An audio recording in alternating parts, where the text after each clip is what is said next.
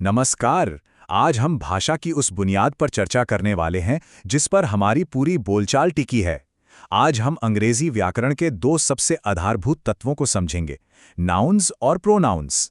ये वो ईंट पत्थर हैं जिनसे किसी भी भाषा की पूरी इमारत खड़ी होती है। शुरुआत यहीं से होती है, तो चलिए इस खूबसूरत विषय को थोड़ा और गहराई से समझते हैं। आगे बढ़ने से पहले एक बहुत ही बड़ा और दिलचस्प सवाल उठता है। आखिर ये भाषा काम कैसे करती है? इस पूरे ब्रह्मांड की हर एक चीज, हर एक व्यक्ति और हर एक स्थान को रियलिटी में अलग अलग पहचान कैसे मिलती है?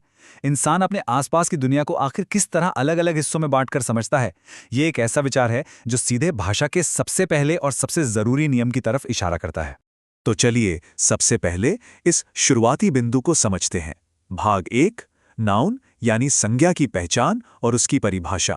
ये भाषा का सबसे प्राथमिक और यूनिवर्सल नेमिंग टूल है। एकदम सिंपल और सटीक परिभाषा इसकी। A noun is the name of a person, place, animal और थिंग।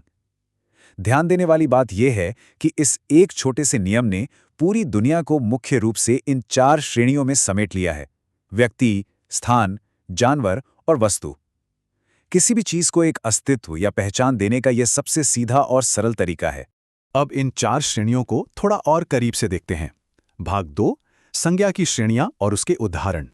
यहां देखने वाली दिलचस्प बात यह है कि अलग अलग शब्द इन 4 खानों में कितनी सटीकता से फिट बैठते हैं।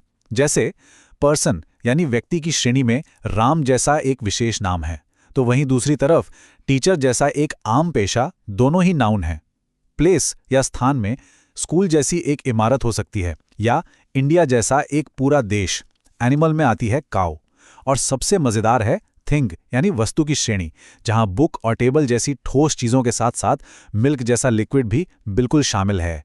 भाषा में बदलाव और विकास कैसे आता है, इसे इस बेहद शानदार तुलना से आसानी से समझा जा सकता है। एक तरफ हमारे पास नाउन है जो मुख्यतः एक नाम है, जबकि दूसरी तरफ एक बेहद स्मार्ट और एलिगेंट सॉल्यूशन है, प्रोनाउन, जिसे नाउन की जगह पर इस्तेमाल किया जाता है। एक शब्दों का खेल जो बोलचाल को आसान बनाता है। आखिर इसकी जरूरत क्यों पड़ती है? भाग 3, प्रोनाउन यानी सर्वनाम का परिचय।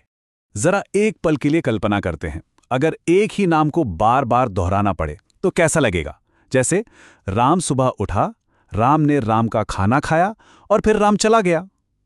यह सुनने में कितना अजीब, उबाऊ और हास्यास्पद लगता है। इसी समस्या को दूर करने के लिए भाषा ने प्रोनाउन का आविष्कार किया। A pronoun is a word that is used in place of a noun. एक प्रोनाउन का पूरा अस्तित्व ही इस बात पर निर्भर करता है कि वो किसी नाउन को हटाकर उसकी जगह कितनी कुशलता से लेता है। तो अब आगे देखते हैं भाग 4 में सर्वनाम के विकल्प। आखिर नाउन की जगह कौन से शब्द आते हैं? जब किसी नाउन को हटाया जाता है तो भाषा के पास कुछ निश्चित और बेहद असरदार विकल्प पहले से तैयार रहते हैं। ये शब्द हैं I, we, she, they, it, you, he और मी। चाहे कोई भी व्यक्ति हो या वस्तु, उन लंबे नामों की जगह ये छोटे शब्द आसानी से ले लेते हैं। जैसे राम की जगह ही, या एक से ज्यादा लोगों की जगह दे का आना। ये छोटे शब्द हमारी कम्युनिकेशन को बेहद फास्ट, असरदार और प्रैक्टिकल बनाते हैं। अंत में इस पूरी चर्चा को एक विचार उत्तेजक सवाल पर रोकते हैं। अगर ये प्रोनाउंस एक स्टैंड इन या बदले की तरह आगे आकर काम ना करते, तो हर दिन की आम बातचीत कितनी दोहराव भरी, लंबी और थका देने वाली होती। भाषा की इस छुपी हुई व्यवस्था पर गौर करने से पता चलता है कि रोजमर्रा के वाक्य अंदर से कितनी खूबसूरती से जुड़े हैं। ऐसी ही छोटी छोटी बारीकियों से भाषा इतनी असरदार बनती है। इस चर्चा में अभी के लिए बस इतना ही।